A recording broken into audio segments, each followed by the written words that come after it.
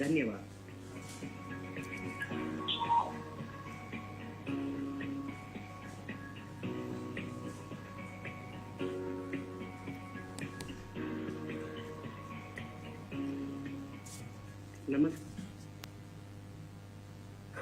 नमस्कार, आपका इस ऑडियो कॉन्फ्रेंस में स्वागत है।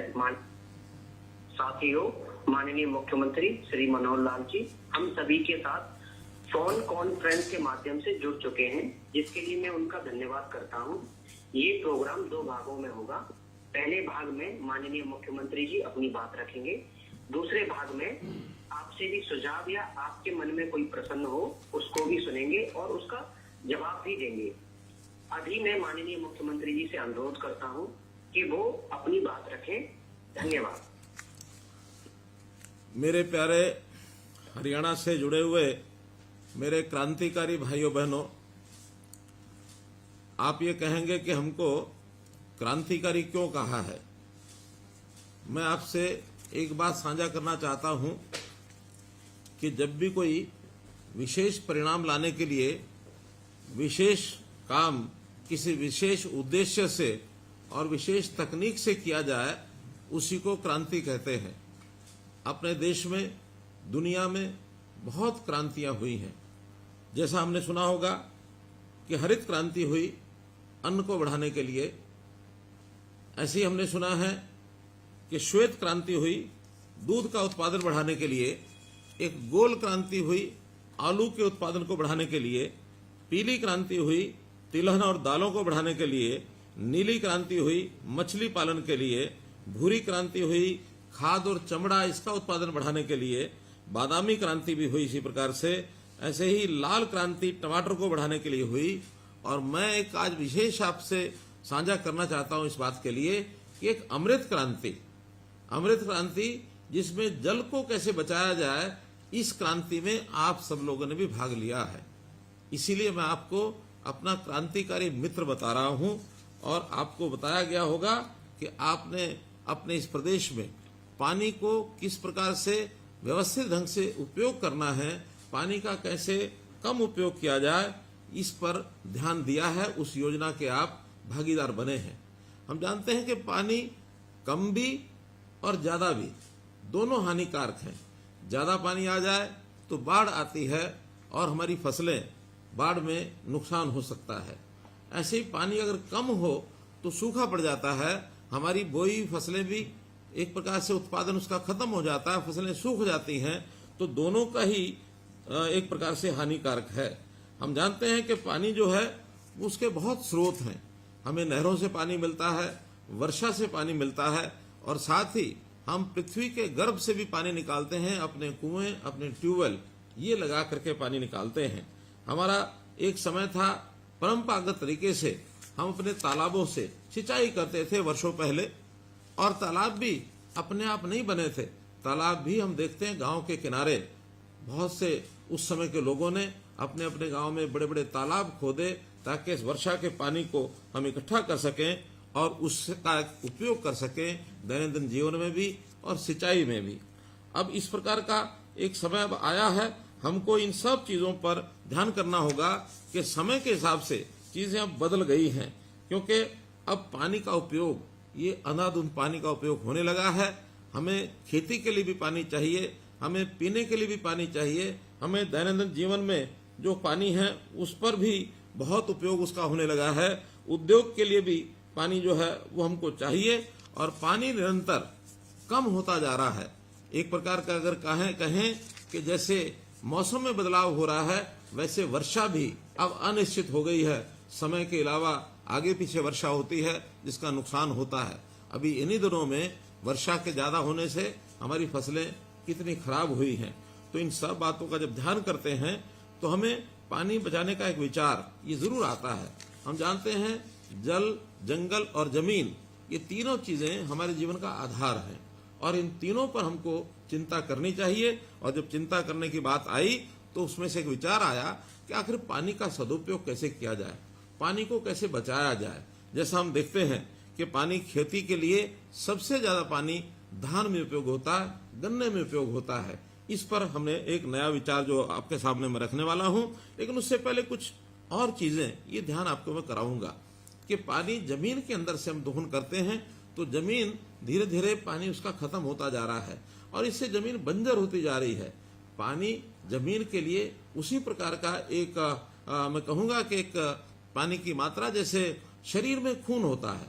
अगर हट्टा कट्टा रिष्ट पुष्ट बलशाली शरीर उसमें से खून की कमी हो जाए तो शरीर क्षीण होता चला जाता है, कमजोर होता चला जाता है, शरीर में ताकत नहीं रहती है। ऐसा ही अगर हम जमीन में सोचते हैं तो जमीन का जब पानी हम एक सीमा से अधिक निकालते हैं तो जमीन भी धीरे धीरे गैर उपजाऊ हो जाएगी, बंजर हो जाएगी।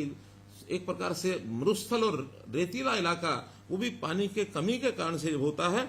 उसमें से ही ये सब विषय हमको ध्यान में आए कि हम पानी का किस प्रकार से उपयोग ठीक करें। और इसके लिए जब पानी की कमी महसूस हुई, पानी जमीन में बहुत नीचे जाने लगा तो डार्क जोन का एरिया ये घोषित हुआ। सेंट्रल वाटर कमीशन, केंद्र का जल आयोग, उन्होंने भी हमारे प्रदेश के 36 ब्लॉक उनको डार्क जोन घोषित कर दिया है। एक रिपोर्ट के अनुसार हमारे 7,287 गांव जिसमें 3,041 के अंदर पानी की कमी महसूस की गई है और 1948 तो ऐसे हैं जो गंभीर संकट में आ गए हैं। उन जगह पर तो पानी 30 मीटर से भी ज्यादा नीचे चला गया, अर्थात 100 फुट से भी ज्यादा।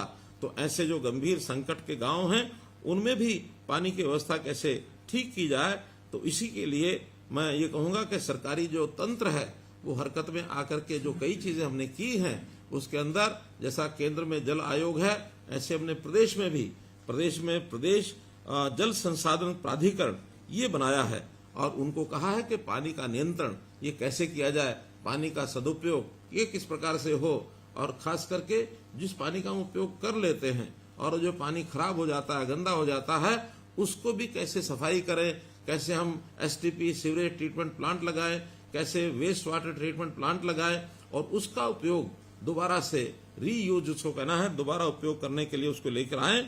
आपकी जानकारी के लिए हमने करोड़ों रुपए लगा करके 200 एसटीपीज लगाए हैं और इसका लगभग 700 क्यूसेक पानी ये हम इसको दोबारा से उपयोग कर रहे हैं और इसमें चाहे वो हमारी इंडस्ट्री में काम आता है, चाहे वो बागवानी में काम आता है, खेती में सिंचाई के लिए भी उसका उपयोग कर रहे हैं।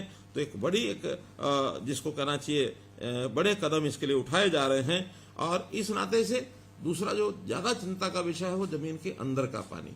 जमीन के अंदर के पानी को पूरा करने के लिए पहले हमारे तालाब थे वो भी उपयोगी होते थे, जमीन में पानी को रिचार्ज करके नीचे सतह पर पहुंचाते थे। जमीन पोरस भी होती थी, जमीन के अंदर जैसे केचुए उस समय खेती में काम करते थे, वो जमीन को उसको जो पोरस कर देते थे और उसमें पानी जो है नीचे जमीन में चला जाता था। लेकिन अब हम देखते हैं जैसे केमिकल का जो खाद हमने उपयोग करना शुरू किया है तब से मिट्टी की परतें, ऊपर की परतें और वो सख्त होती जा रही हैं और वो ठोस हो गई हैं। सख्त होने से जमीन में वर्षा का पानी भी जो है वो रिसता नहीं है, तो उस रिसाव के ना होने के कारण से नीचे पानी नहीं जा रहा है। हमने इसके लिए कुछ प्रयोग करने शुरू किए हैं, जैसे रिचार्ज वेल, जैसे पानी जमीन के अंदर वर्षा के दिनों में कैसे जा सके, लगभग 1000 रिचार्ज वेल ये हमने बनाए हैं।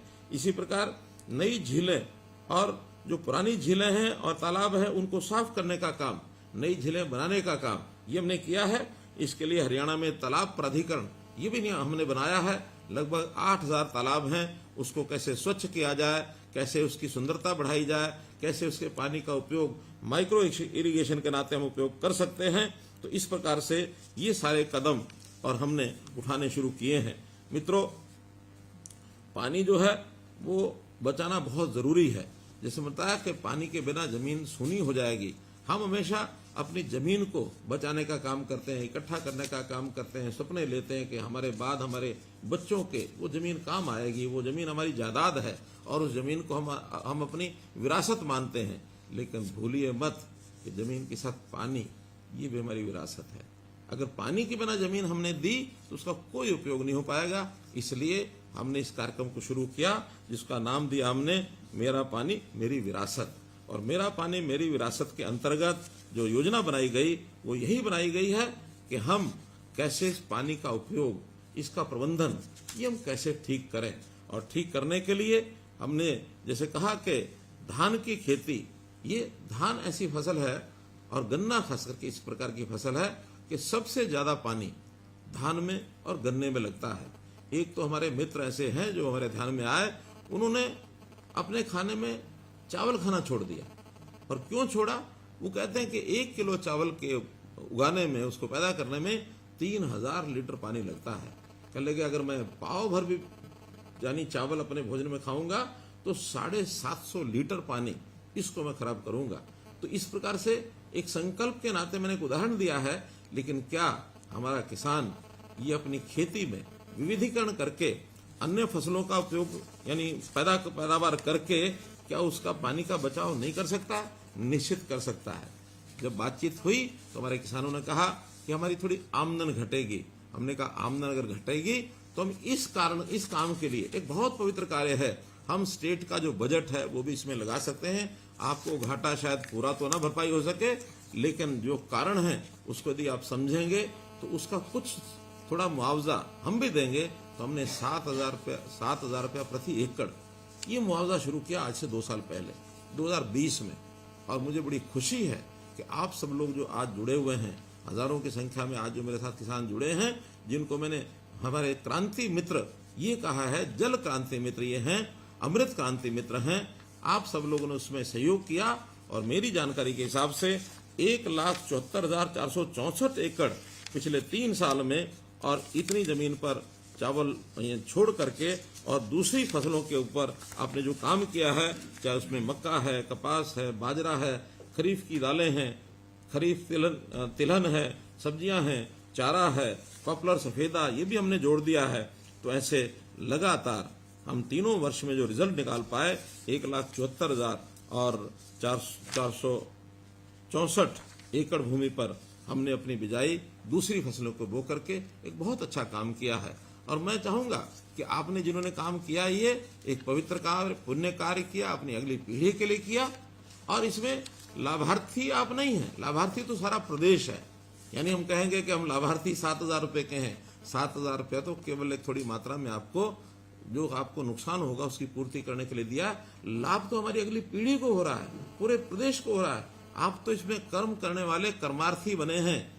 कर्म करना ही हमारे लिए बहुत श्रेष्ठ जो काम है वही है। हम कर्म करते जाएं, फल तो जिसको लेना होगा हमें मिलेगा या किसी और को मिलेगा, इसकी चिंता नहीं करनी चाहिए। लेकिन निश्चित रूप से ये एक फलदायी कार्य है, इसको हमको अपने आप को भी करना है और बाकी लोगों को भी इसके लिए कराना है। और हमने तो यहाँ तक कहा कि अगर, क्योंकि हमारे किसान भाई जानते हैं कि 3, 4 साल, 5 साल के चक्र में 1 साल फसल न बोई जाए तो फसल की उपजाऊ जो शक्ति है वो बढ़ती है।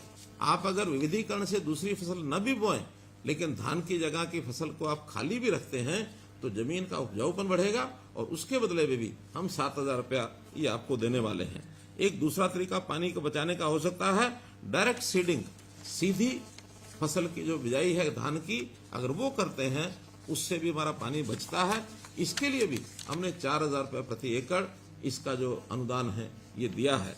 तो उस पर भी बहुत से जो हमारे बंधु हैं वो आ गए हैं। और अब हम चाहते हैं कि हर गांव का पानी ये बचना चाहिए। सरकार के बहुत से ऐसे कार्यक्रम शुरू किए हैं जिससे जो बरसात के दिनों का पानी है वो हम तालाबों में उसको भेज सकें, और जो हमारे तालाब जो नए हम बनाएंगे, झीलें बनाएंगे, उसके अंदर रख सकें, पानी का रिचार्जिंग कर सकें। हमने मसानी डैम में ये प्रयोग किया है कि वहाँ पानी लगातार बरसात का जाता है और फुटों फुट पानी वहाँ खड़ा रहता है। तो उसका परिणाम ये निकला है कि वहाँ रेवाड़ी जिले के आसपास लगभग 10 फुट पानी इसका जो लेवल है ये ऊंचा आया है। तो ऐसा काम हम अपने खेतों में रिचार्जिंग वेल लगा करके कर सकते हैं, या वहाँ पर हम माइक्रो इरिगेशन के लिए अपने कुछ जिसको कहना चाहिए पानी संग्रह करने के लिए छोटे रिजर्वायर बनवा सकते हैं। उसके लिए सरकार सब्सिडी देती है। हम माइक्रो इरिगेशन का अगर प्रयोग करते हैं तो सरकार उसके लिए भी 85% ये सब्सिडी देती है। तो पैसे का उपयोग करके भी हम पानी को बचा सकें, ये बहुत ही एक आवश्यक कार्य है। गांव-गांव में हमारे जल प्राधिकरण, जो हमारा जल संसाधन प्राधिकरण है हरियाणा का, उन्होंने तो योजना बनाई है कि पहले ब्लॉक के हिसाब से हम डार्क जोन का मूल्यांकन करते थे, सेंट्रल वाटर कमीशन ये करके देता था। अब तो हम स्वयं हर गांव का ये मूल्यांकन करेंगे कि उस गांव का पानी 1 साल पहले कितना था और अब 1 साल के बाद ऊपर आया तो कितना आया। हर गांव के लिए पीजोमीटर इसकी हमने व्यवस्था की है। लगभग 1500 गांव में ये पीजोमीटर लग चुके हैं। अन्य गांव में भी अगले वर्षों में पीजोमीटर लगाए जाएंगे, खास करके जहां पानी का लेवल 100 फुट से ज्यादा नीचे चला गया है। जहां 100 फुट से ज्यादा नीचे पानी गया है, हमारे किसान बंधु जानते हैं जो ट्यूबवेल चलाते हैं कि हर साल एक पाइप या 2 साल के बाद एक पाइप उनको नीचे पानी का डालने पड़ता है। और पिछले 10 साल में तो लगातार हर वर्ष 1 मीटर पानी नीचे जा रहा है। ये बहुत एक खतरनाक ट्रेंड है, इसको हमको रोकना होगा।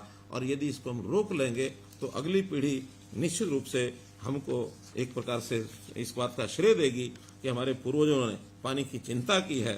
हम जरूर इसकी चिंता करें और चिंता करते हुए इस संकट में हम कहीं किसी प्रकार से फंस ना जाएं। तो इस नाते से आज मैंने जो बातचीत की है केवल उन बंधुओं से की है कि जिन्होंने इस मुहिम में, इस आंदोलन में भाग लिया है और भाग लेते हुए अपने इस उद्देश्यों को पूरा किया है। आज इस अवसर पर मैं आपको बहुत बहुत बधाई और बहुत बहुत शुभकामना देता हूं कि अपने इस काम को हम स्वयं भी करें और अपने जो पड़ोसी और किसान बंधु हैं उनको भी कहें कि पानी ये बहुत जल ही जीवन है जैसा कहते हैं। तो जल ही जीवन के नाते से पानी को बचाना, अगली पीढ़ी के लिए पानी हमारा ठीक से हमें मिले, इस एक संदेश के साथ मैं आपको पुनः बहुत बहुत शुभकामना देते हुए बहुत बहुत धन्यवाद।